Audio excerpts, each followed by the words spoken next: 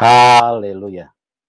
Puji Tuhan, kita berjumpa kembali di dalam program kesaksian channel Yusuf Manubulu, dan kami rindu untuk selalu bisa berbagi kepada teman-teman di mana banyak orang yang mengalami perjumpaan dengan Tuhan.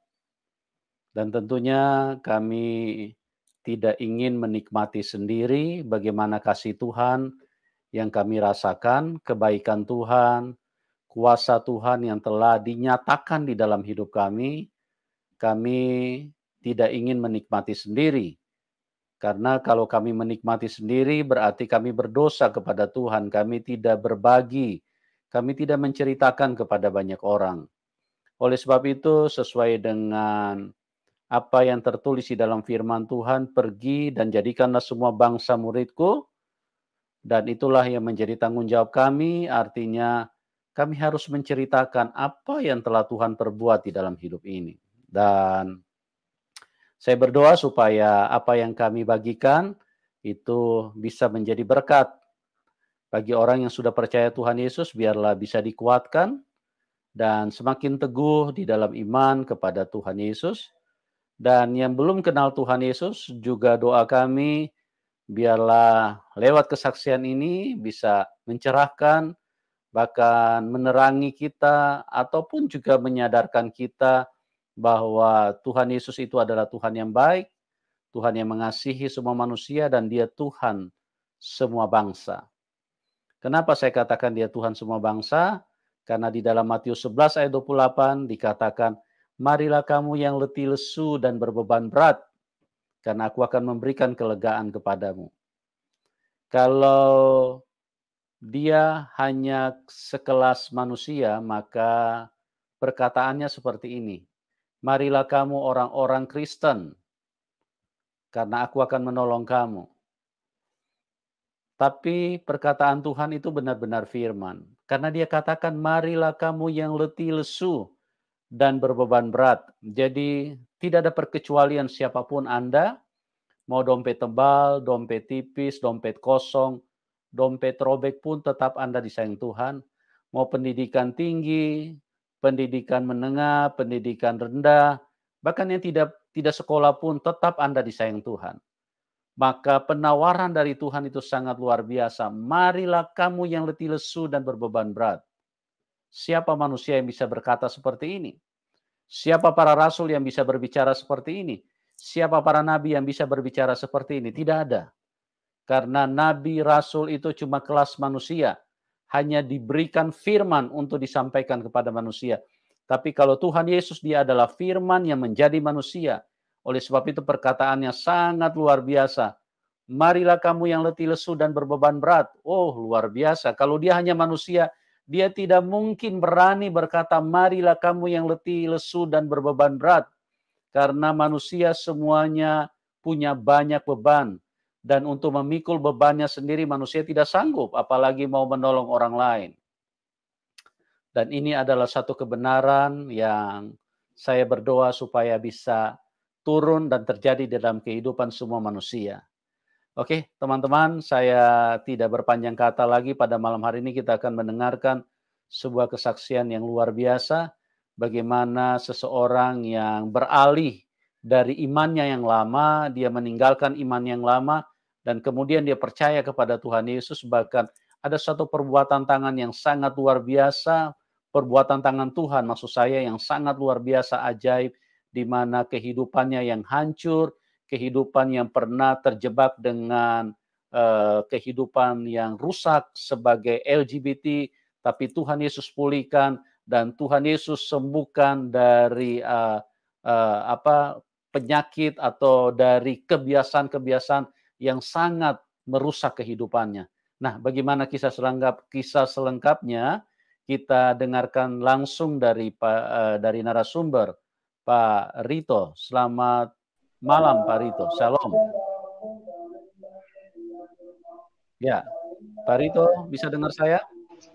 Selamat malam, Pak. Ya, selamat malam. Ya, haleluya. Bisa, Pak. Ya, oke. Ya, puji Tuhan. Ya, terima kasih Mas Rito sudah hadir. Dan pada malam hari ini kesaksian Anda akan memberkati banyak orang, dan apa Amin. yang telah Tuhan kerjakan di dalam hidupmu bisa dibagikan, bisa diceritakan. Tentunya dimulai dari latar belakang dulu, seperti apa dulu Mas Rito di dalam imannya yang lama. Oke, waktu dan tempat saya serahkan kepada Mas Rito. Silakan Mas Rito.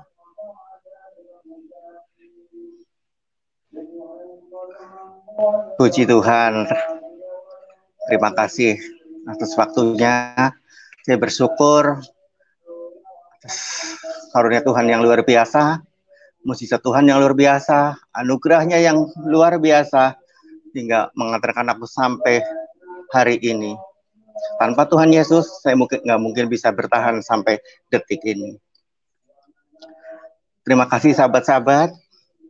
Lewat channel ini saya dikasih kesempatan untuk memberi kesaksian betapa hebatnya Tuhan Yesus kita, betapa ajaibnya Tuhan Yesus, luar biasa mujizatnya, firman-Nya luar biasa. Sahabat-sahabat semua, perkenalkan, nama saya Rito Eko Prasetyo dari Cilacap. Saya kelahiran 1979. Saya mau memberi kesaksian di mana Tuhan Yesus begitu baik, begitu dahsyat menyentuh hati saya.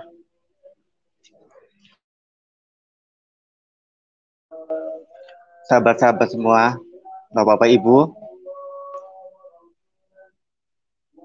saya lahir dari keluarga yang sangat sederhana,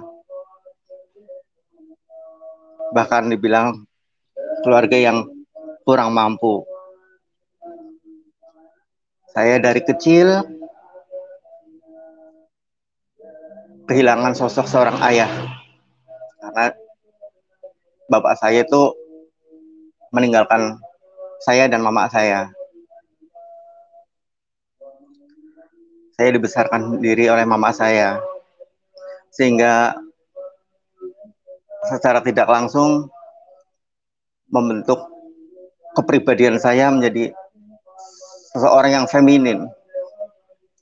Padahal saya itu laki-laki, tapi akhirnya terbentuk menjadi seorang yang feminin. Karena pada saat kecil dulu, mama saya selalu mengajarkan untuk memegang pekerjaan perempuan. Dari semuanya, aku selalu bantuin mamaku. Karena demi makan, demi kebutuhan hidup. Saya bantuin mamaku sama adik-adikku. Hingga secara tidak sadar, kepribadian feminim ini melekat dalam jiwa ini. Tanpa saya sadari, saudara, tanpa saya sadari. Hingga sampai, karena kebetulan juga di lingkungan saya ini kebanyakan tuh perempuan juga. Jadi teman-teman saya main juga perempuan. Nggak ada namanya yang seumuran saya itu, nggak ada yang laki-laki tuh waktu itu, nggak ada. Semuanya hampir perempuan kebanyakan teman main saya. Seiring berjalannya waktu, tetangga semua atau teman-teman sering ngatain aku, ya kamu kok laki-laki kayak gitu, apa jangan-jangan kamu nanti gede kalau jadi banci gitu ya. Pada saat itu aku nggak tahu tuh apa ya banci, apa itu, apa yang orang bilang bencong, nggak tahu sama sekali saya. Ya saya cuma diem. Pada saat itu keluarga juga, ya karena keluarga memang sudah tahu dari kecil aku sudah kayak gitu, ya mereka semuanya nggak ada yang komen lah. Sampai akhirnya usia remaja, saya merasa aneh dalam bingung dengan apa jati diri saya sebenarnya ini siapa. Saya laki-laki, tapi kok sukanya laki-laki juga, gitu loh. Terus ketertarikan sama laki-laki itu pada saat saya lagi, karena saya dari Muslim, waktu itu saya ngaji, terus pas lagi main-main gitu sama anak-anak cowok, anak laki-laki, saya malah maaf kata, diciumi gitu loh. Jadi saya merasa nyaman aja di situ. Saya merasa ada sosok ayah nih ada sosok ayah di laki-laki lain gitu loh ibaratnya. Nah, sejak saat itu aku mulai bingung, aku stres. Gimana? Nah, saya laki-laki kok suka laki-laki? Gitu. Maksudnya apa? Saya sendiri nggak tahu. Saya bingung sendiri. Semakin hari, orang-orang di luar sana mulai mengatai aku. Ayo banci gitu. Mirip banci gitu. Ya saya cuma diem aja. Malu pasti iya, malu. Nah, setelah saya karena kebetulan saya dari orang yang tidak mampu, saya cuma bisa menerus mengenyam pendidikan sampai SD aja. Saya bukan orang yang punya, untuk makan aja susah, apalagi untuk kalau sekolah ke SMP melanjutkan. Waktu itu saya nggak sama sekali, nggak ada pikiran ke sana. Jadi pada saat itu teman-teman pada melanjutkan ke SMP, saya di rumah, saya jualan, tetap saya jualan, bantu-bantu mama di rumah, bikin kue, segala macam. Gimana juga keluarga kami butuh-butuh makan. Kasihan mama aku sendirian, nggak ada yang ngurusin, nggak ada yang bantuin cari nafkah. Mau nggak mau aku sebagai yang tertua, ya gimana lagi, harus bantu mama aku ngurusi adik-adikku. Karena saya tuh 5 bersaudara. Sampai pada akhirnya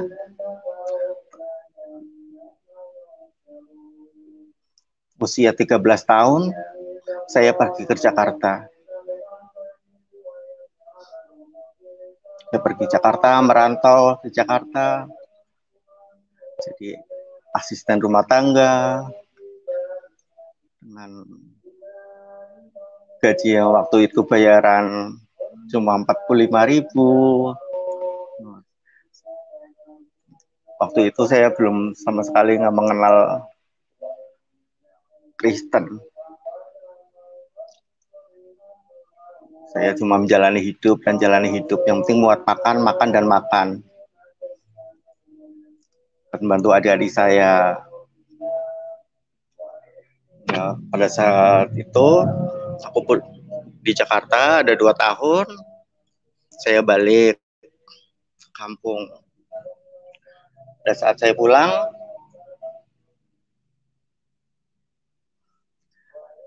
ceritanya udah berbeda lagi nih. Udah usia remaja ini saya.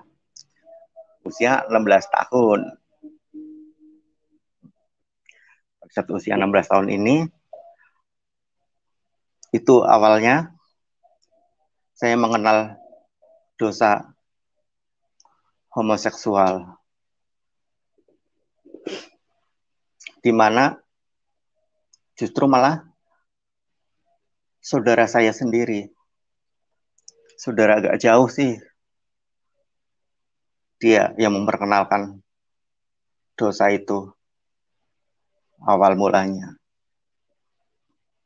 Saya menikmatinya, saudara, menikmatinya. Cuma saya heran aja, kok bisa ya sama laki-laki bisa kayak gini. Gitu. Heran dalam hati saya. Hingga pada satu hari aku perlu ketemu dengan komunitas waria di situ. Komunitas gay, komunitas waria, saya pernah ketemu di situ. Ada seorang ketemu di jalan, akhirnya aku diperkenalkan dengan dunia itu.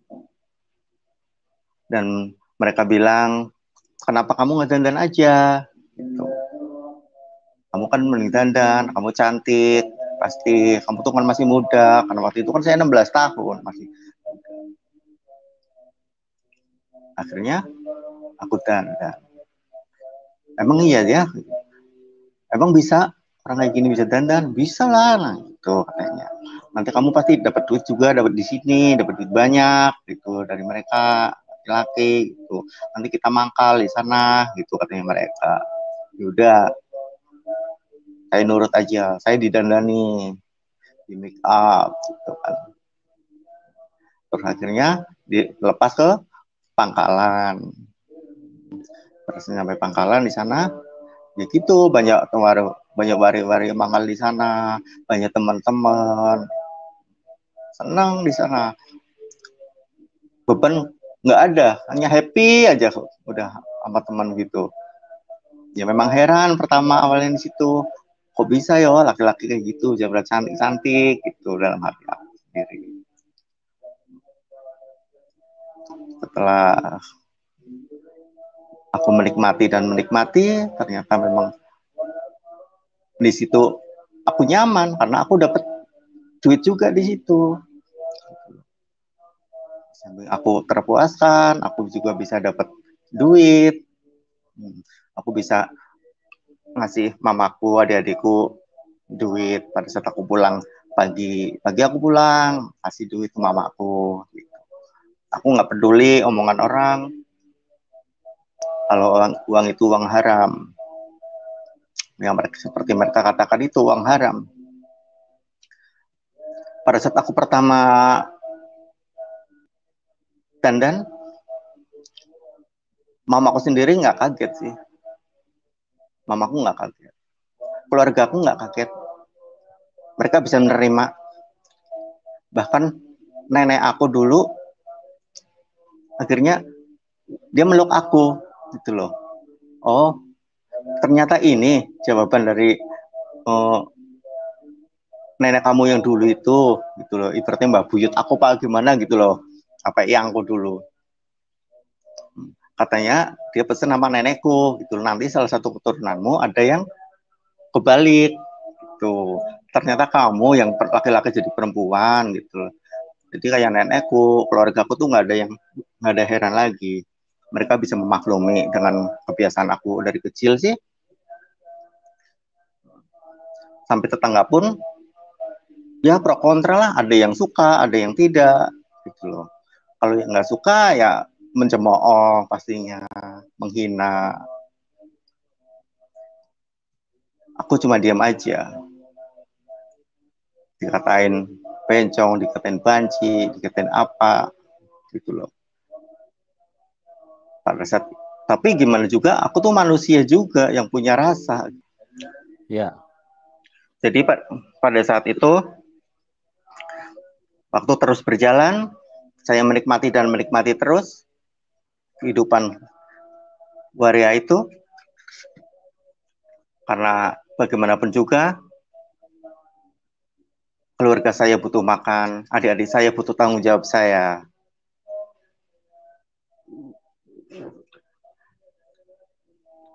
Saya pergi sore untuk mangkal, pulangnya pagi, begitu terus. Sampai aku hidup di jalanan, ngamen, segala macam, mencuri, semuanya aku lakukan.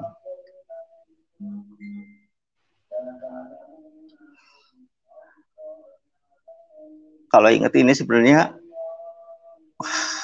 ya ini dosanya luar biasa.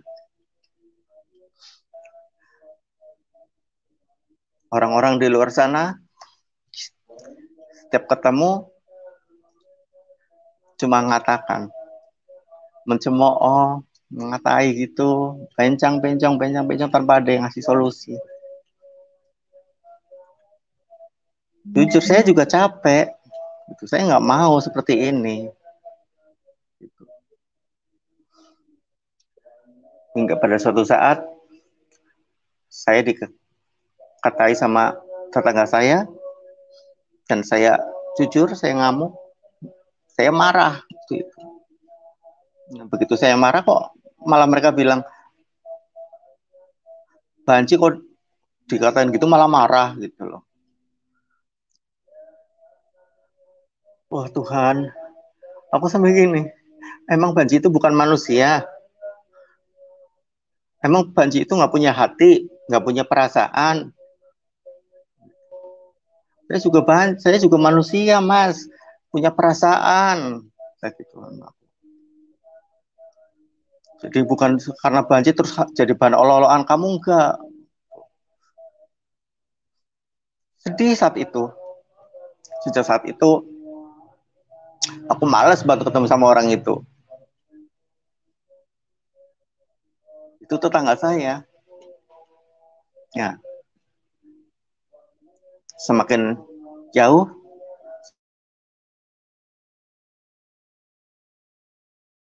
banyak teman-teman di sana. Hingga pada tahun 99 saya dikenalkan oleh waria yang senior bahwa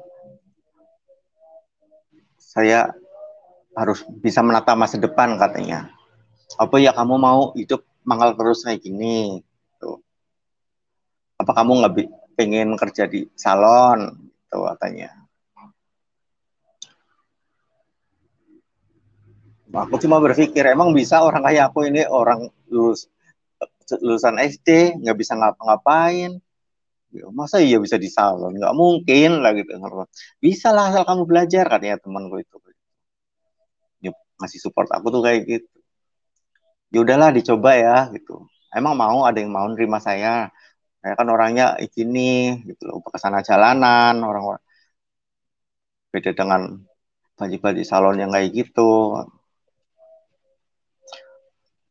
Akhirnya saya dikenalkan ke waria yang punya salon. Nah, di situ saya diterima kerja, saya diajarin banyak hal tentang salon, terus diajarin kepribadian lagi yang lebih lembut lagi, gitu loh. Yang tadinya saya namanya anak jalanan, ya tetap aja mabuk-mabukan, urakan gitu, selengean gitu. Walaupun saya banci, tapi yang bancinya kayak gitu emang. Orang bilang katanya itu saya banci preman. Sampai akhirnya tuh saya dididik di salon itu, diajarin di situ, bukan cuma masalah salon, masalah rambut, tapi kepribadian lebih dijadikan ke feminin lagi. Tuh. Akhirnya saya bisa menguasai, bisa ngerti. Setelah itu aku tahun 2000 saya dikasih modal sama keluarga saya. Kasih modal untuk buka sendiri. Nah, pada saat saya nyoba untuk usaha sendiri, mandiri gitu. Pada saat mandiri itu, di kampung saya tuh, saya buka di kampung saya sendiri tuh, ngontrak di kampung saya. Ternyata saya dilecehkan malah di kampung saya sendiri. Saya hasil karya saya itu nggak dihargai sama sekali gitu loh, karena saya orang orang banci gitu. Salonku sering diganggu. Setelah saya diganggu di lingkungan saya sendiri, diresain di lingkungan saya sendiri, akhirnya saya mencoba untuk ke lain daerah. Saya buka usaha di sana. Waktu itu memang karena banyak salon. Di situ aku mulai berkembang salonku di situ. Terus tetangga-tetangga yang tadinya apa nggak suka, terus begitu dari omongan mulut ke mulut bahwa hasil karya saya itu bagus, hasil potongan saya itu bagus, akhirnya banyak tetangga yang datang ke salonku, padahal itu udah lain daerah gitu loh. Ya saya tetap baik sama mereka, gimana juga mereka adalah tetangga saya. Nah, hingga sampai pada tahun 2006 saya ada aktif di Cilacap, itu ada organisasi waria gitu. Saya ada aktif di situ, di organisasi waria itu di Cilacap. Di situ banyak kumpul-kumpul, setiap bulan kita bikin arisan, bikin apa itu, selalu itu banji-banji salon tuh biasanya, waria-waria salon kumpul semua di situ. Hingga sampai pada satu saat organisasi kami itu, organisasi waria itu dapat undangan dari Semarang. Dari Semarang itu namanya itu undangannya itu Temu Kangen. Dari Temu Kangen itu saya penasaran gitu loh, tanya ke senior, ini undangan Temu Kangen ini maksudnya apa gitu loh. Ini katanya di Semarang ini kumpul kaum-kaum minoritas gitu, LGBT kumpul semuanya di sana gitu loh. Dari LGBT sama anak jalan tuh kumpul di sana, di gedung itu. Oh iya, nah, akhirnya saya penasaran, saya ikut. Kita semua rombongan naik bis ke Semarang. Kalau nggak salah Semarang daerah mana ya? Aduh, Permata Hijau apa kalau nggak salah. Nah, kita berangkat pagi sampai sana sore, sampai Semarang. Terus, saya kaget di sana, udah kumpul banyak banget teman-teman di sana. Masuk gedung, terus mereka semuanya pada mandi, pada yang pada dandan, semuanya mereka tuh kumpul. Saya kaget, banyak banget ini, semua LGBT di sini, orang-orang minoritas di sini semua gitu loh. Gedung apa ini namanya? Aku bisa menampung segini banyak orang gitu. Nah, saya penasaran. Nah, pada saat teman-teman udah pada dandan semua, gitu. Karena kebetulan memang waktu itu saya ada sakit, tapi dibilang sakit ya nggak sakit. Di kulit saya itu ada bintik-bintik merah gitu loh, tapi nggak gatel, nggak sakit gitu loh.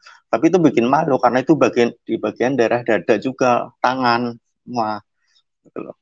Jadi waktu itu memang saya pakai pakaian yang tertutup gitu.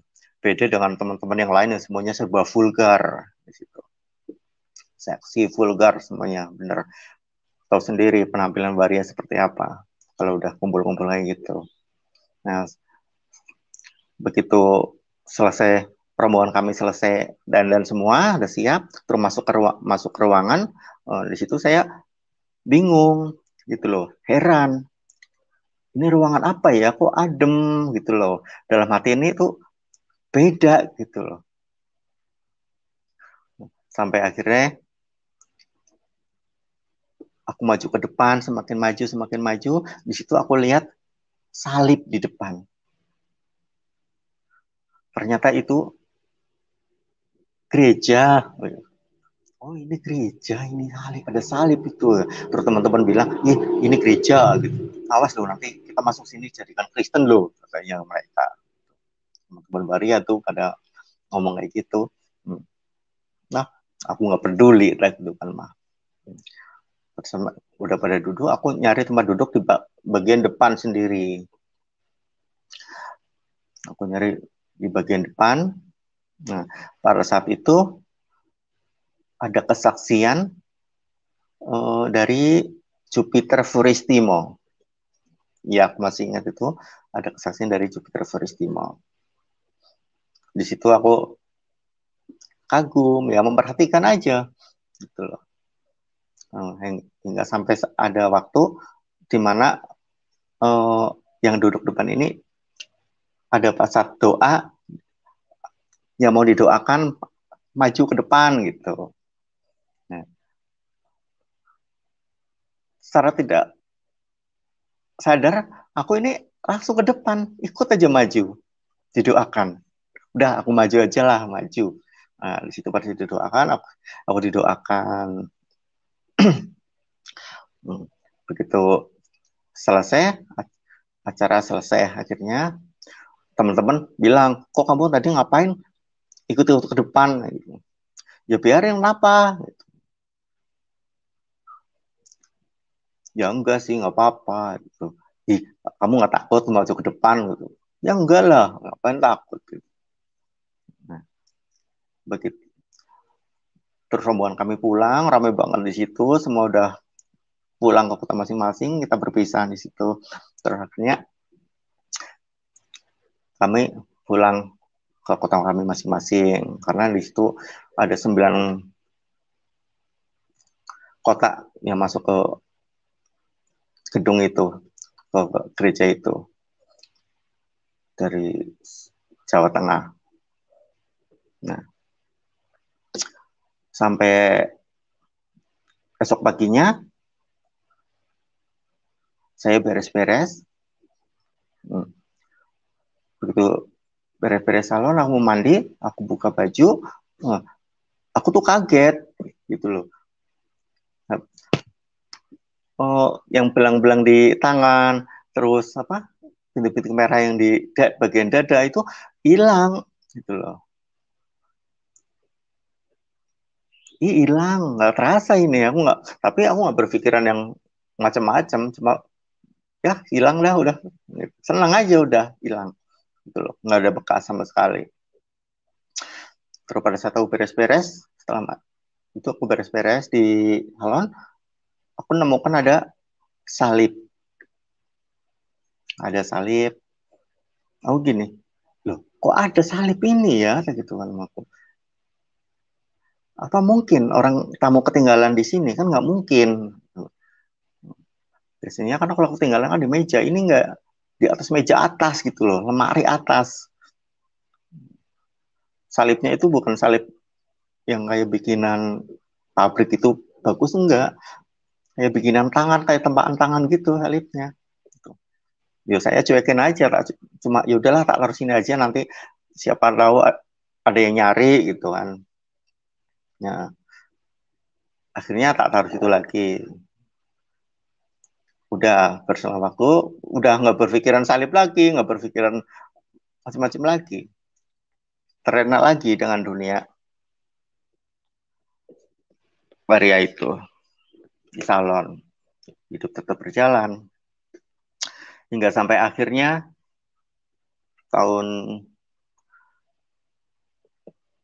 2010, semakin kesini itu saingan sama banyak juga. Tahun 2010 akhirnya usaha saya hancur, saudara. Saudara, usaha saya hancur, pinjam sana pinjam sini, banyak utang, utang sana utang sini, usaha hancur. Akhirnya saya balik lagi ke rumah. Saya nggak bilang apa-apa sama mama aku. Kenapa balik? Karena saya nggak bisa bayar kontrakan, mak, udah habis. Ya udah, akhirnya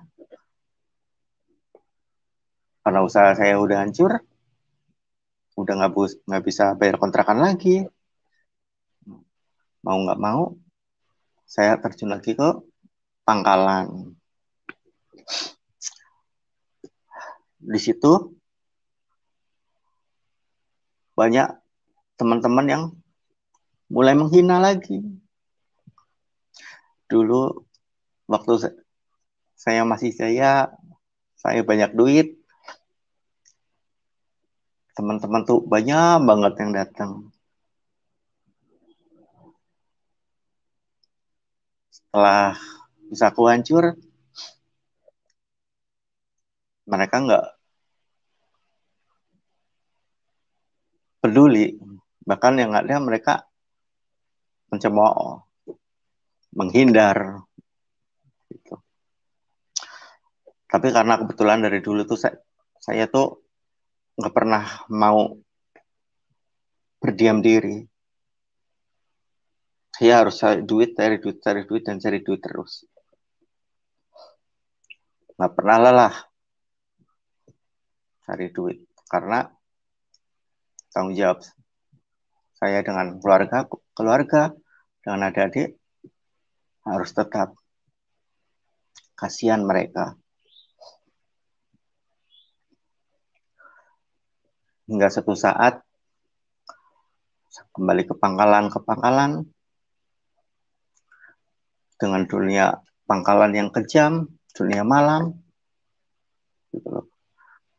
Di tengah keputusasaan ini, aku mangkal, tiba-tiba ini pengalaman,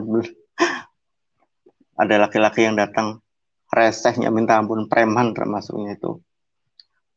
Dia memaksa untuk dilayani. Tetapi saya nggak mau, saya dipaksa. Tetap saya nggak mau. Akhirnya dia ngancam, saudara. Dia ngancam. Kalau kamu nggak mau, tak bunuh kamu. Gitu. Saya langsung tersenyum, saudara. Betul lihat dia ngomong tak bunuh.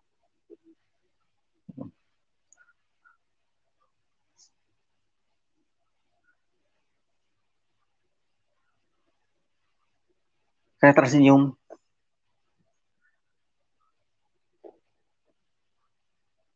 Saya deketin dia.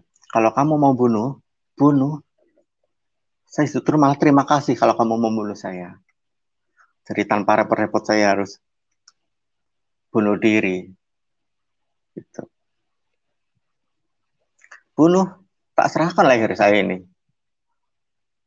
Sampai mati. Kalau bisa sampai mati, benar-benar sampai patah, sampai terlepas dari batang ini. Bagi Tuhan. Preman itu malah jawabnya. Dia diem cuma ngeliatin aku, katanya aku baji gila. Ya aku nggak gila. Kalau kamu mau bunuh. Terima kasih malah. Ya saudara, aku juga, karena pengalaman saya juga waktu itu memang saya pernah berusaha untuk bunuh diri juga di sini. Saya untuk potong ini pakai peso, pernah saya lakukan juga, tapi nggak berhasil ternyata.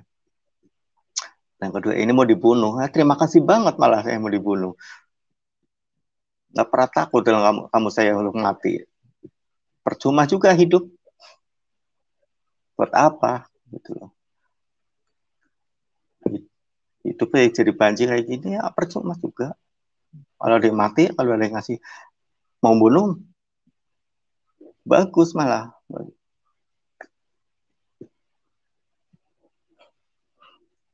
Hingga akhirnya preman itu nggak jadi, malah kabur. Singkat cerita, juga sama teman-teman saya dijauhi karena saya memang sudah tidak punya apa-apa lagi. Saya dijauhi, saya dicemooh. Gitu.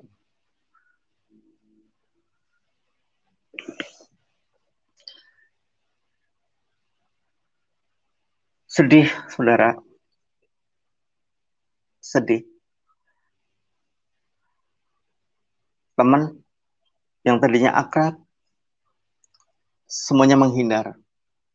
Semuanya menjauh. Nggak ada yang peduli. Yang tadinya aku pikir dia baik, si A baik, si B baik. Ternyata pada saat kita jatuh, nggak ada satupun yang peduli. Mereka menghindar. Hingga suatu saat, ada teman yang menawarin pergi ke luar Jawa. Pergilah saya keluar Jawa. Di luar Jawa, ya ketemu lagi dengan komunitas waria lagi, walaupun saya kerja di salon juga.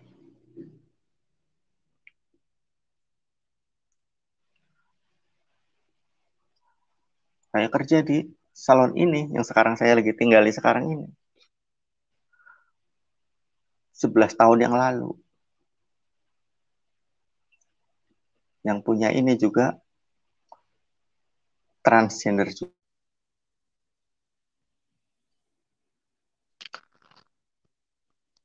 Begitu juga saudara-saudara, karena di sini di Lampung juga, di salon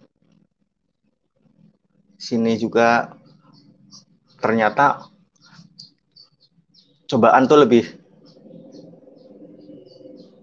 luar biasa lagi. Depan salon ini ada kedai tuak di situ. Jadi setiap malam akhirnya saya nongkrong di situ untuk minum tuak. Semakin pergaulan semakin kacau, pergaulan semakin kesini semakin nggak jelas. Tapi saya menikmatinya aja, karena memang yang hidup ini katanya harus dinikmati. Ya udah, saya nikmatin aja. Hingga suatu saat saya iseng-iseng bikin status di Facebook, bikin status terima kasih Tuhan atas rezeki yang kau berikan hari ini.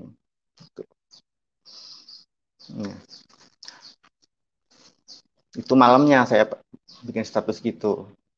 Nah, ada yang balas, komen. Begitu aku baca, komenannya tuh menyakitkan banget. Manusia macam kamu tuh nggak pantas memanggil nama Tuhan, katanya. Kamu tuh nggak pantas, manusia kayak kamu itu punya Tuhan. Saya di situ sedih, saudara, baper, padahal cuma tulisan.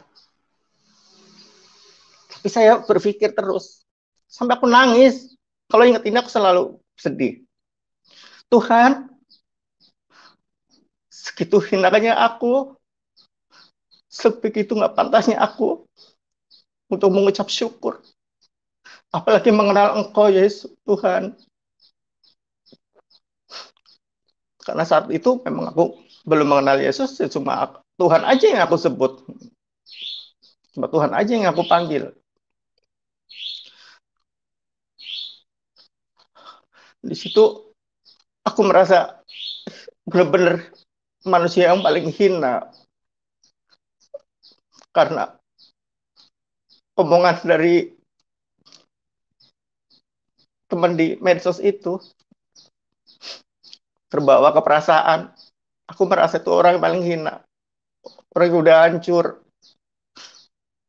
Apa pantas saya punya Tuhan? Apa pantas saya menyebut nama Tuhan?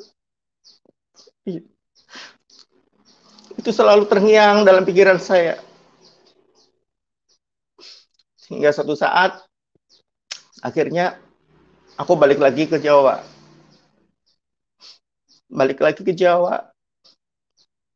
Di sana teman-temanku juga nggak ada yang menerima lagi. Lihat kondisi aku yang udah nggak punya apa-apa lagi. Nggak ada satu orang pun yang tadinya teman dekat sekalipun nggak bisa menerima aku.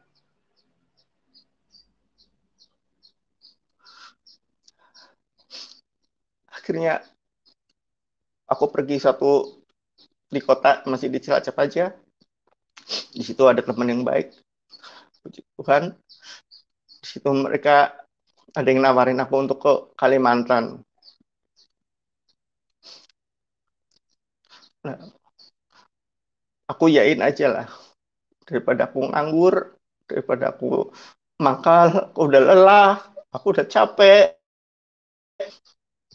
Hingga suatu saat aku ditawarin ke Kalimantan, aku okein aja. Oke, saya siap berangkat. Nggak singkat cerita, sampailah aku di Kalimantan. Di Kalimantan ini juga aku dipercaya untuk memegang usaha salon orang Melayu. Kalau aja lumayan besar, saudara-saudara. Itu sampai banyak karyawannya juga di situ.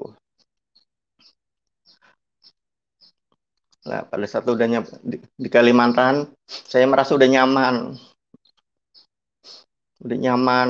udah enak lah di situ. Karena lumayan juga nyari duitnya di sana. Murni uang duit salon, bukan uang pangkalan. Saya bersyukur di situ. Hingga satu saat aku punya langganan cukur rambut. Di situ langganan salon. Dia nyampe salon tuh malam. Datang malam, terus tak tanyain, dari mana kak? Gitu. Terus dia jawab, habis dari gereja. Oh, terus temanku kebetulan ini cewek, kebetulan dia tuh Kristen gitu. Nah, dia orang Dayak asli. Namanya Mbak Nia.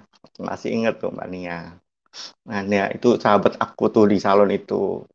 Sama-sama karyawan di sahabat aku. Sampai akhirnya Nia ini pengen ibadah di gerejanya langganan saya itu. Akhirnya kita ditawarin ke sana, yaudah kalau mau ibadah ke sana gitu. Aku sama Nia, ya ibu lah yuk dicoba ke sana gitu. Nanti kapan? Ya besok malam ya kita ada acara gitu. Akhirnya malam. Setelah itu aku sama Nia tuh besoknya siap-siap. Setelah salon tutup, aku sama Nia tuh pergi. Dasar kami tuh anak-anak salon otomatis kan tampilannya juga yang agak seksi, yang dandan gitu kan. Aku sama Nia ini berdua lah, bertiga sama langganan salonku itu.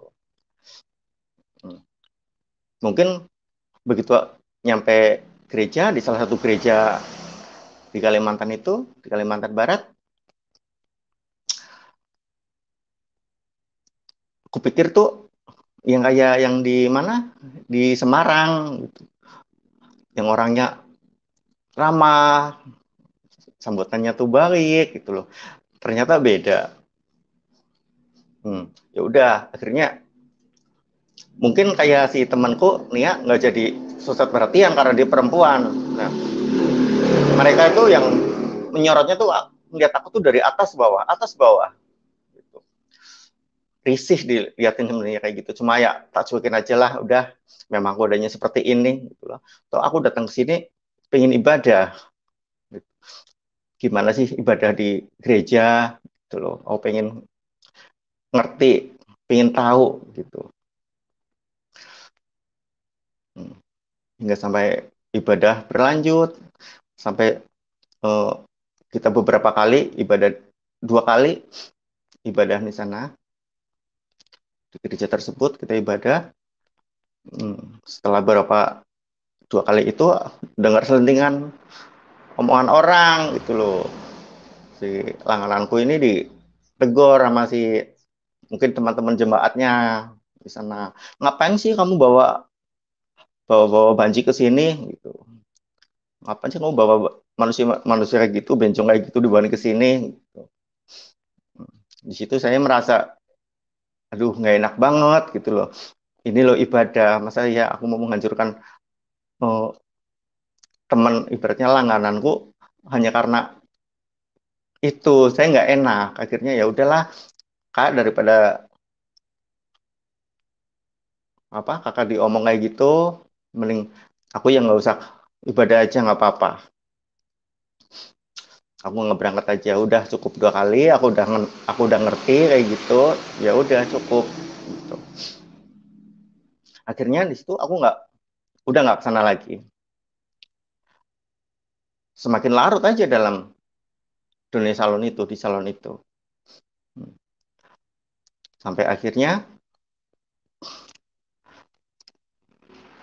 aku di sana ada beberapa tahun lah, lumayan lama. Hmm, pas itu akhirnya karena ada masalah di keuangan salon mungkin bosnya, akhirnya salon ditutup.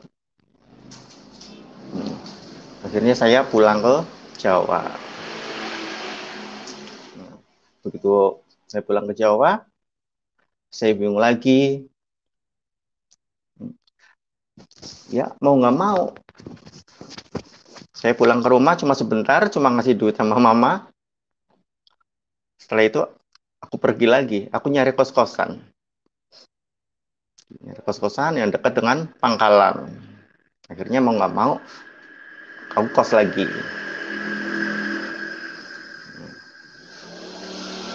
Nah, pada saat aku mulai mangkal lagi, dan mangkal lagi, suatu saat ditawarin lah aku ke Bali. Ada yang nawarin. Sampai aku dijulukin si Bolang, Panji Petualang, terkenalnya. Karena memang saya suka mencoba sesuatu yang baru, keluar sana. Karena prinsipku itu adalah selagi aku masih bisa, selagi aku masih mampu, aku pengen menjelajah. Ya, aku ditawarin lah ke Bali dengan yang aku pikir Bali itu katanya enak gitu kan. Cuma untuk waria di Bali kurang direspon gitu, kayak masyarakatnya itu memang waria itu agak dikucilkan gitu. Makanya di Bali itu banyak kan yang gay, homoseksual tuh banyak banget di Bali. Kalaupun ada waria, paling mereka umpet-umpetan, sembunyi-sembunyi untuk keluarnya, keluar siang tuh sembunyi-sembunyi. Sampailah aku di Bali, ketemu sama bosnya yang punya salon. Dia ngelihat aku juga agak gimana gitu loh, karena selama ini salonnya dia tuh belum pernah menerima waria. Sampai akhirnya aku ditawarin, boleh kamu kerja di sini, tapi kamu dengan berpakaian laki-laki gitu. Saya pikir, yang mending saya pulang daripada harus pakai pakaian laki-laki. Enggak, gitu kan. Udah ngapain? Gaji subuh nggak seberapa, tuh. Ih, malu banget. Nggak pernah terpintas. Aku jadi laki-laki tuh nggak terbayangkan. Aku dipaksa cuma karena kerjaan, aku dipaksa suruh pakai pakaian laki-laki. Enggak, mending saya pulang nggak jadi juga nggak apa-apa gitu kan. Akhirnya karena memang mungkin bosnya lihat skillku, akhirnya aku diterima pengecualian aku katanya. Karena selama ini memang belum ada karyawannya itu waria, hampir semuanya kebanyakan gay dan perempuan yang karyawan di situ. Tapi ya gitu, karena memang saya dari awal udah di doktrin kayak gitu, jadi saya sendiri memang merasa nggak nyaman, nggak betah. Saya nggak betah. Akhirnya dengan ada modal sedikit, aku pulang ke Jawa lagi. Saya pulang daripada saya kerjaan nggak nyaman, nggak enak. Saya pulang ke rumah, dikatain lagi sama orang-orang, balik lagi, pulang lagi. Nah, akhirnya aku balik ke rumah. Nyampe rumah, mamaku ya tetap menerima, karena bagaimanapun aku kan anaknya. Ya, puji Tuhan, kayak keluarga aku tuh nggak pernah mengintimidasi aku. Selalu mereka selalu mendukung, karena intinya aku tuh nyari duit gitu. Mereka pikir nggak mau, dia mau berbuat apa, yang penting aku tuh nggak nyusahin tetangga, nggak nyusahin lingkungan ibaratnya. Yang penting aku mau ngapa-ngapain tuh di luar dari lingkunganku gitu loh.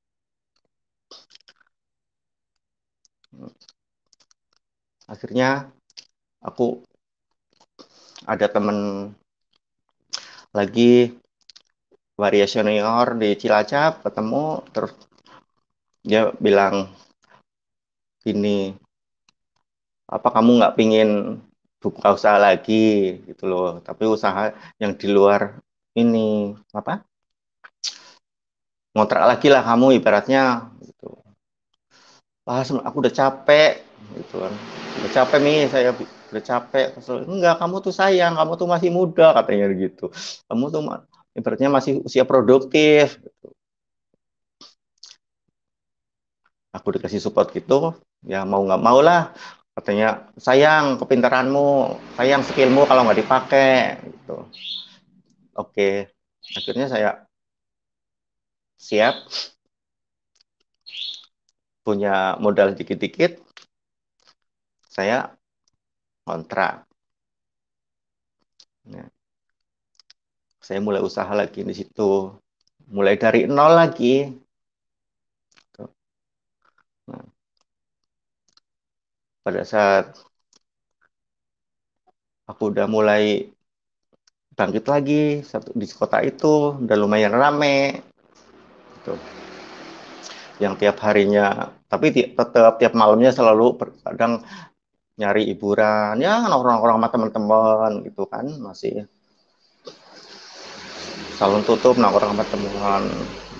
Hingga suatu saat teman waria senior ini yang ngasih support aku tuh bilang sama aku gitu loh. Itu tahun 2016. Dia bilang, apa, anu, kamu mau nggak uh, ke gereja gitu loh kan. Aku nanya sama kamu, kalau apa, agama kamu itu apa sih sebenarnya gitu.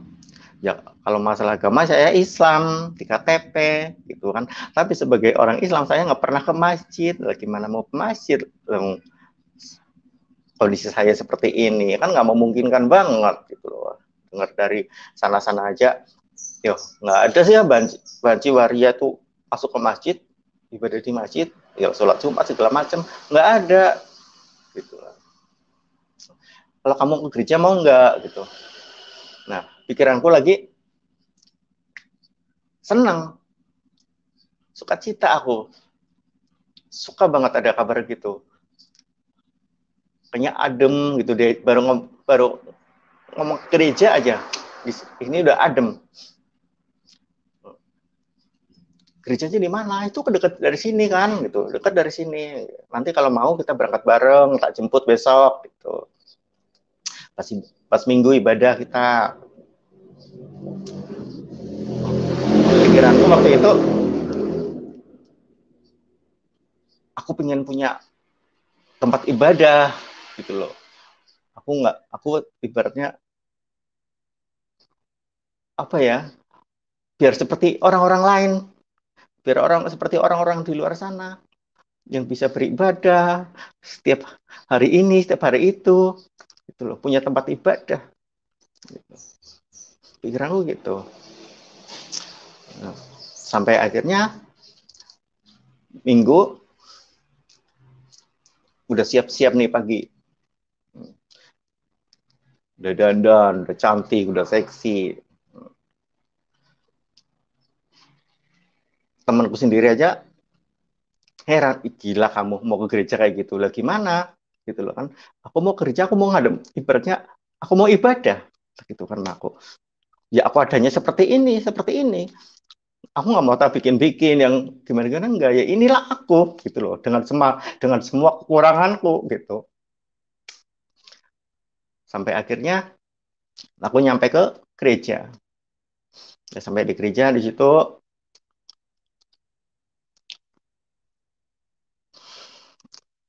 aku merasa luar biasa. Sambutan di sana tuh, di gereja tersebut tuh hangat, penuh dengan sukacita, mereka menyambut. Terus Bapak Gembala juga gitu loh.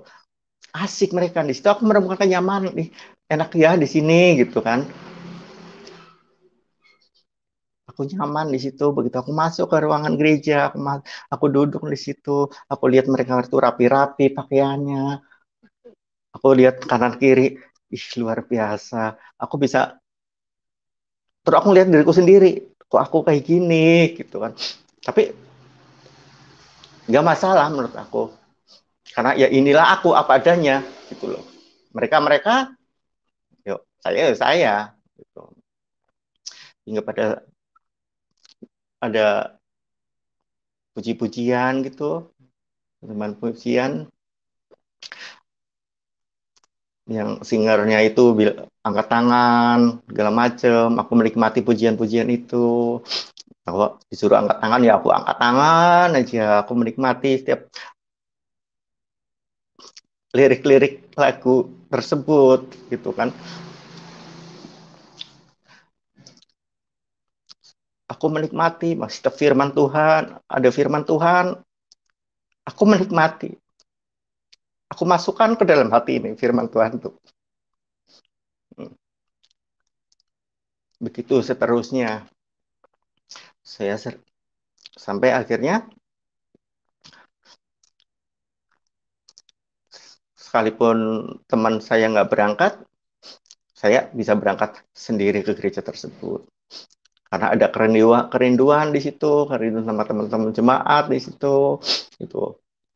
Terus aku juga merasa bangga. Aku merasa seperti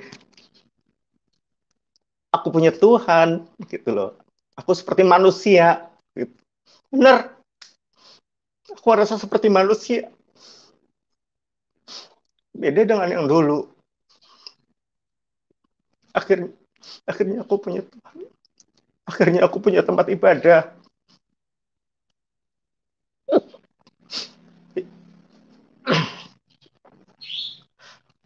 Hingga segala kegiatan di gereja tersebut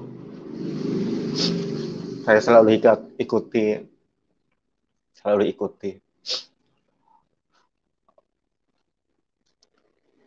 Ibaratnya petua dari Pak Gembala, aku harus selalu baca firman Tuhan dari mulai kejadian. Aku selalu ikuti juga. Setiap malam aku selalu ikuti.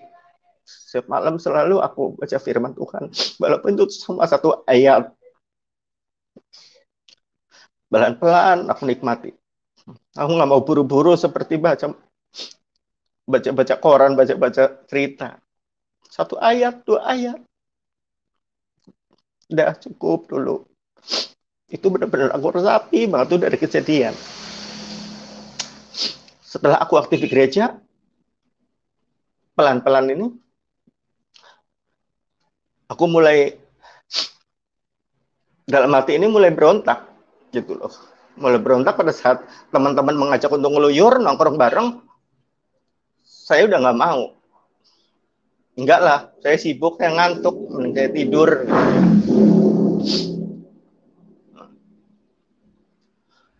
Hingga akhirnya saya teman-teman itu udah males ngajak aku keluar. Di situ aku semakin dekat, semakin aku habiskan waktuku untuk di salon dan ibadah dan kegiatan gereja lainnya. Nggak pernah aku keluar-keluar lagi.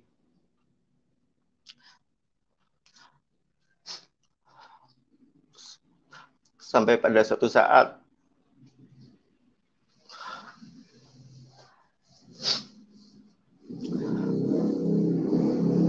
aku ibadah di gereja tersebut ini ibaratnya dua kali Natal 2016 sama Natal 2017 itu masih pakai pakaian perempuan gitu.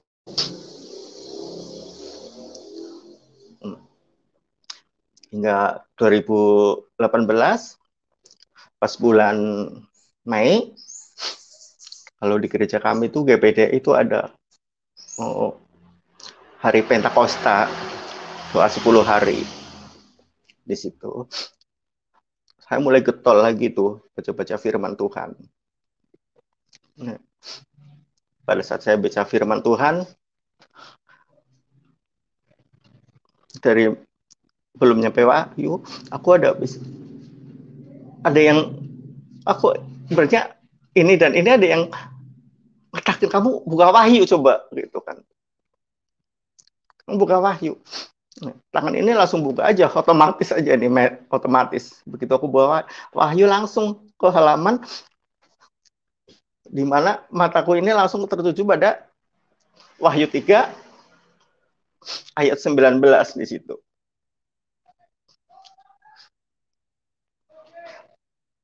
Aku kaget di situ. Barang siapa ku kasihi, maka ia akan kutegur dan kuhajar. Sebab itu relakanlah hatimu dan bertobatlah. Saya nangis, saudara-saudara. Tuhan, apa ini Tuhan? Apa maksudnya ini? Itu jauh, menusuk banget ke sini. Menusuk. Ada perasaan yang nggak bisa diungkapkan. Itu cuma saya bisa nangis dengar firman itu. Hingga sampai aku terbawa tidur. Itu masih nangis. Sampai akhirnya pagi aku beres-beres. Salon biasa. Udah beres-beres gitu. Aku masuk ke kamar. Rencananya aku mau beres-beresin kamar. Nah, begitu aku masuk ke kamar, aku tuh ngelihat pakaian perempuan. Pakaianku yang perempuan-perempuan itu, pakaian perempuan itu, aku bencinya setengah mati. Ini kenapa sih? Ada pakaian kayak gini di sini, gitu. Nggak pantas ini di sini. Aku benci banget nih. Mata ini secara refleks ini akhirnya tanganku ini tak ambil semua tuh baju-baju perempuan, tak masukin ke dalam karung. Tak masukin ke dalam karung deh. Udah nggak pantas ini baju-baju kayak gini di sini, ngapain gitu kan. Nah, udah masuk karung, udah tak taruh gudang. Nah. Sampai akhirnya aku pergi ke depan, ke salon. Nggak tahu kenapa ini, tangan juga gerak sendiri. Akhirnya aku gunting rambut nih, rambut panjang tak gunting sendiri. Tak pakai clipper itu. Ini. Potong pendek. Nggak sadar, gitu aja, ngalir aja. Ya. Begitu selesai potong rambut, saya balik ke dalam, mandi. Udah mandi, balik lagi ke kamar, baru saya sadar. Kaget. Tertegun juga sih. Loh, terus aku mau pakai baju apa ini? Gitu kan, karena memang bajuku sudah tak masukin semua ke karung. Gitu. Ada perasaan, ih, gimana ini ya? Akhirnya aku telepon keluarga pastori di situ. Aku ceritakan bahwa aku seperti ini, aku tiba-tiba potong rambut, aku tiba-tiba apa? eh, Mataku tuh benci banget namanya lihat baju-baju perempuanku itu tak masukin karung. Lah sekarang aku nggak bingung mau pakai baju apa gitu kan. Nah, di situ puji Tuhan keluarga pastori nganterin baju baju dan celana buat saya ganti. Di situ saya merasa seger. Di situ saya baru ibaratnya kayak baru lahir gitu loh. Kayak tapi masih lemah gitu. Seger gitu. Nah, sampai akhirnya begitu aku udah pakai pakaian laki-laki nih, uh, di sini di sini tuh beda. Ada suara-suara yang nggak jelas. Kebetulan waktu itu aku mau ke warung. Nah, pada saat aku mau ke warung, uh, omong-omongan di sini tuh nggak enak banget gitu loh. Kamu nggak mungkin pede, kamu nggak mungkin apa berani keluar dengan gaya kamu seperti itu. Kamu kira pantas apa? Gitu. Nggak. Aku tuh kayak orang, ibaratnya mungkin kayak orang gila apa ya, bisa ngomong sendiri. Aku jawab lagi, siapa bilang aku nggak kuat? Aku kan punya Tuhan Yesus, gitu kan aku. Pasti aku mampu. Ngapain aku malu? Mungkin bagi kamu nggak pantas, tapi Tuhan tuh nggak melihat fisik. Aku bilang gitu. Yo, kuat nih aku pergi keluar. Nah, keluar ke warung, ya orang-orang di warung, tetangga juga heran gitu loh. Tapi mereka nggak berucap, cuma mereka melihat aja gitu loh. Mereka nggak komen nggak apa, cuma ngelihat dari jauh mungkin loh. Kok tampilannya kayak gitu mungkin mereka. Nah begitu saya sampai salon lagi, ketemu lagi nih ya, sama yang bisikan tadi ngomong ya, ya aku jawab lagi, kuat kan, berani kan, Tuhan Yesus kan hebat gitu kan, karena memang selama ini Tuhan Yesus yang selalu memberi aku kekuatan gitu loh. Jadi pada saat apapun juga Tuhan tuh selalu ada buat aku. Gitu. Pada saat aku dihina, pada saat aku dikatain aku masuk ke gereja gitu kan sama orang-orang, ya biarin aja. Tuhan Yesus, aku percaya Tuhan Yesus ada di belakang aku, Tuhan Yesus ada melindungi aku gitu.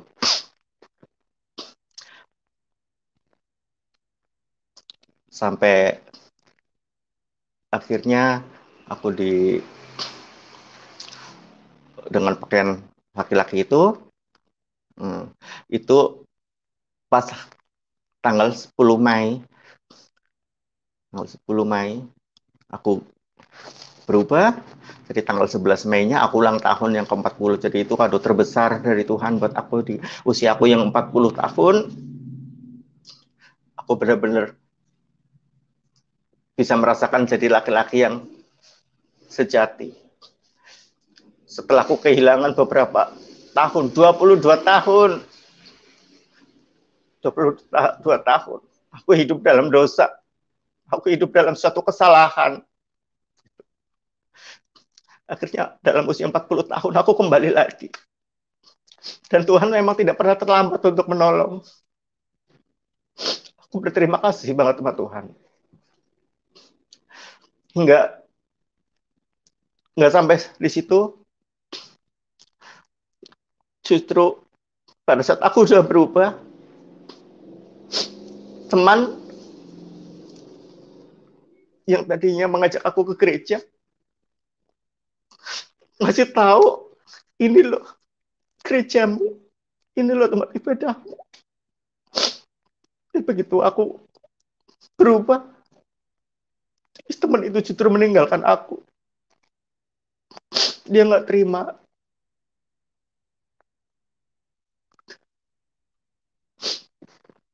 Aku sedih di situ. Sedih banget. Kenapa sih? dengan perubahanku, kenapa justru malah aku dijauhi? Justru malah temanku sendiri, teman dekat sendiri. Katanya aku nggak pantas lah. Karena badan aku udah seperti perempuan. Maaf kata, tete udah besar, pinggul udah besar. Semuanya udah, ibaratnya suruh jadi laki-laki itu udah nggak pantas, sebagai budi laki-laki itu nggak pantas. Itu menurut manusia. Gitu loh. Itu awal mulanya. Pada saat aku berubah, yang aku pikir tadinya ini udah aman, ternyata enggak. Masih aja ada bulian-bulian di luar sana. Aku juga manusia yang punya rasa gitu. Karena aku sadar aku bukan orang yang benar. Aku manusia penuh dengan dosa gitu kan. Sama aku bilang gini sama Tuhan, Tuhan Yesus, kenapa harus aku sih Tuhan? Kenapa harus aku yang kau selamatkan? Kenapa bukan orang di luar sana? Kenapa bukan kiai-kiai itu? Kenapa bukan banci-banci yang, maaf kata tetenya itu masih sumpelan, yang masih kaleng, yang pada saat berubah jadi laki-laki lebih pantas karena badannya itu masih laki-laki. Loh saya Tuhan, saya udah hancur begini, sudah hancur, udah gak pantas. Kenapa masih kau selamatkan? Itu pemberontakan dengan bulian itu. Di luar sana orang membuli, puas mungkin dengan bully. Padahal di sini aku, aduh Tuhan, ampuni aku. Aku kembali lagi ke dimana, ingat dosa-dosaku dulu. Aku yang udah kotor begini Tuhan. Aku yang udah hancur. Begitu banyak dosaku. Sampai badan ini pun udah gak pantas, udah gak layak. Kenapa masih Engkau selamatkan Tuhan? Apa maksudnya Tuhan?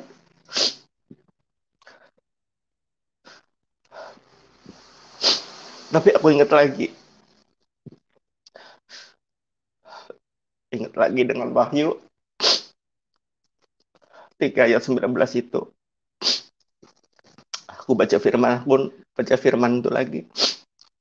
Oh iya, barang siapa aku kasih, ia akan kutegur dan kuhajar. Gitu.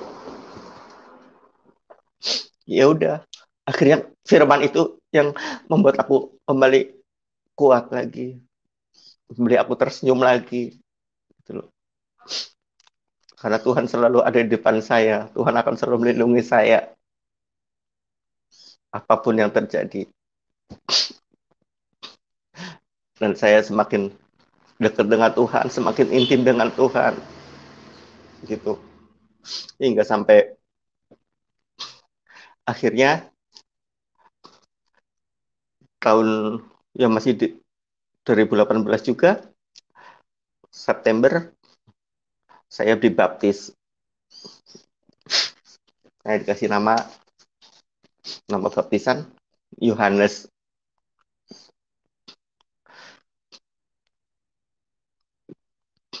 Setelah itu,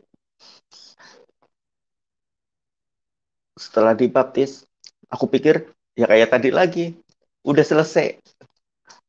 Ternyata belum, teman-teman, saudara-saudaraku. Belum. Pada sudah dibaptis, ujian tuh semakin berat. Tantangan tuh semakin berat. Ekonomi lagi yang dihancur. Masalah ekonomi lagi. Begitu aku tahu, begitu mereka tahu, pelanggan-pelangganku tahu bahwa aku berubah jadi laki dan aku ikut Yesus. Pelanggan-pelangganku yang dulu yang setia, mereka mulai meninggalkan salonku, nggak pernah lagi ke salonku. Akhirnya salonku, usahaku sepi. Tapi aku tetap bersyukur, nggak apa-apa, gitu kan. Aku baru berpikir, oh mungkin ini cara Tuhan untuk bisa pikul salib. Gitu. Cara Tuhan pikul salib memang berat, gitu kan. Tapi ya itu ekonomi lagi yang diajar, gitu loh. Sampai aku benar-benar collab lagi usahaku, hancur lagi usahaku, bingung lagi. Tapi puji Tuhan, aku selalu bersyukur, gimana pun juga aku masih bisa, untuk hari-hari aku masih bisa makan. Dengan bangun tidur aja udah masih bisa bernafas, bisa melihat dunia.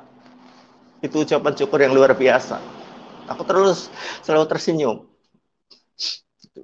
Tapi kalau melihat kondisi usaha, ya gitu, mikir lagi. Tapi saya nggak takut, karena saya percaya ada rencana Tuhan di balik ini semua.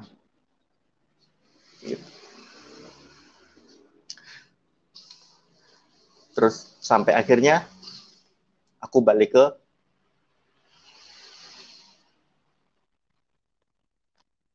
rumah lagi. Aku bareng sama mamaku lagi. Pada saat saya berubah udah jadi laki-laki kayak gini, keluargaku mereka menyambut gembira gitu loh. Ya selalu saya mencoba untuk ini loh karena Tuhan Yesus gitu loh. Karena mamaku sendiri juga taunya Kristen gitu, nggak tahu Tuhan Yesus apa. Saya selalu menyampaikan itu bahwa ikut Tuhan Yesus itu enak, Tuhan Yesus itu begini, gitu kan. Hingga setiap kali mamaku sakit apa gitu kan, pasti mamaku yang pijitin aku dong gitu, doakan aku. Di situ aku mulai belajar untuk mendoakan mamaku biar mamaku tuh diangkat penyakitnya sama Tuhan Yesus gitu kan. Ya puji Tuhan, setiap kali aku mendoakan mamaku sehat, aku sehat. Puji Tuhan, aku suka di situ, aku bersyukur Tuhan tunjukkan keajaibannya di situ.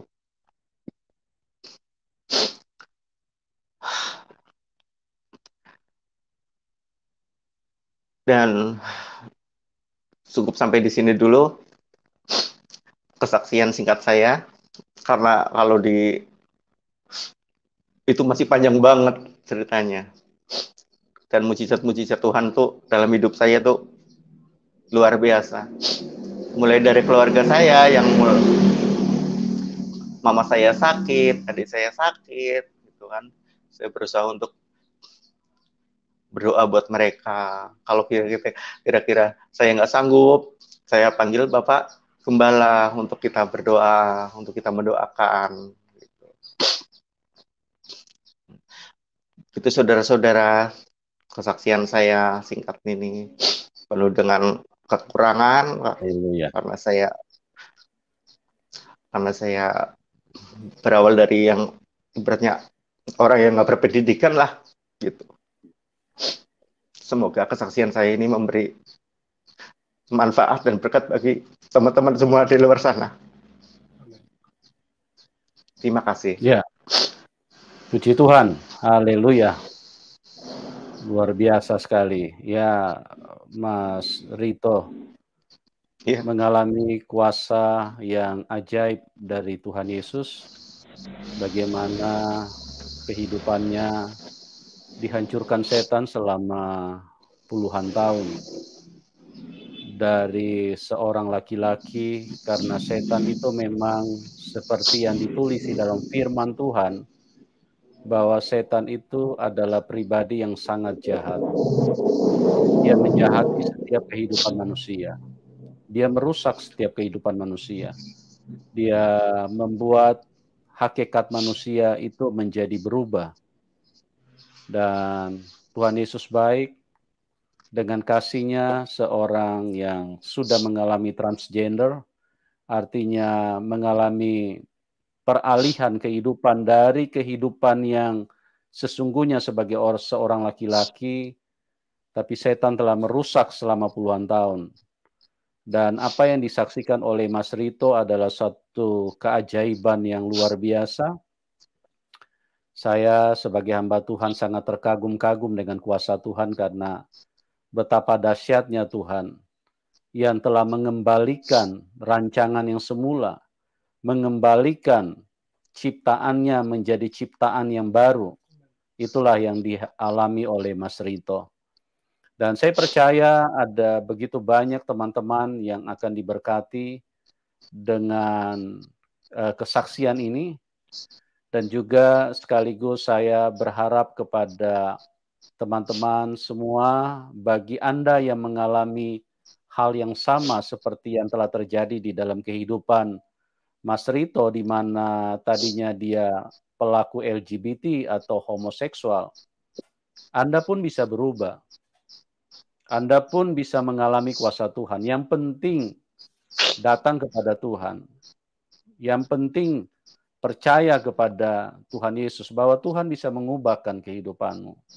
Nah, yang disayangkan bahwa saat ini banyak orang menganggap LGBT, homoseksual atau lesbian itu adalah hal yang biasa. Tidak, saudaraku.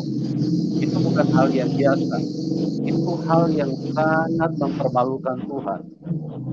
Karena Anda diciptakan itu tidak mungkin salah, Tuhan itu tidak mungkin salah produksi. Kalau dari awal Anda diciptakan laki-laki, maka seharusnya Anda itu laki-laki. Kalau hidupmu diciptakan keluar dari rahim ibumu sebagai seorang wanita, itu seharusnya sampai kapanpun Anda itu sebagai seorang wanita. Karena itulah ketetapan Tuhan dan itulah ciptaan Tuhan. Tapi setan itu jahat dan dia merubah. Jadi ini bukan hal yang biasa, teman-teman. Ya, bayangin saja. Saya mau beri ilustrasi sedikit. Binatang yang tidak punya pendidikan, binatang yang tidak punya agama, yang tidak punya budaya, yang tidak punya keahlian yang memadai.